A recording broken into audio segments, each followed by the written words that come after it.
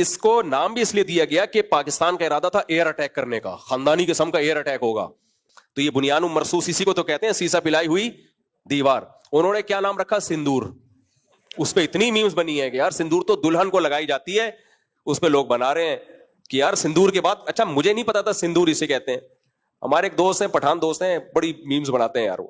اس نے مجھے بولا کہ مفتی صاحب انڈیا نے مودی نے سندور لگا دی ہے, اس کے بعد تو اب سہاگ رات رہ گئی. میں سمجھا نہیں کیا کہہ رہی ہے, میں سمجھا نہیں. میں نے کہا یار میں آپ کے ہر لطیفہ میری سمجھ میں آتا ہے, یہ میری سمجھ میں نہیں آیا. کہہ رہے ہیں مفتی صاحب سندور لگا دی, اب ہم سہاگ رات منائیں گے. میں نے کہا کیا کہہ رہے ہو؟ پھر اس نے بتایا سندور دلہن کے لگائی جاتی ہے, ایسا ہوتا. تو نام بھی تم یار کیا رکھ رہے ہو سوچ کے, تو یہ مودی ہے, یہ انڈیا نہیں ہے, یہ کیا ہے؟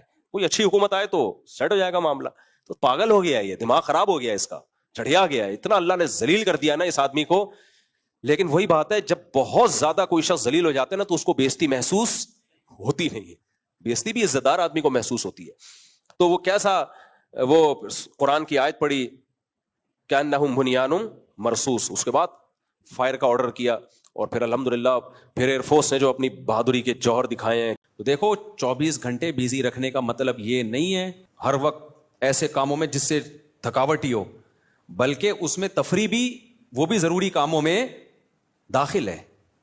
دوستوں سے کبھی کبھار بیٹھ کے گپ شپ بھی ان ضروری کاموں میں, کیونکہ دماغ کو فریش رکھنے کے لیے ضروری ہے. تھوڑا ابے تبے کے ماحول میں دوست احباب سے بات چیت کر لیا کرے, تھوڑا سا ریلیکس رہے گا اور سوسائٹی میں ان رہے گا, لیکن اس کا ایک ٹائم ہو. کیونکہ جو بالکل سوسائٹی سے کٹ کے بالکل ہی پپو بن جاتے ہیں نا, وہ دنیا میں کسی کام کے نہیں رہتے.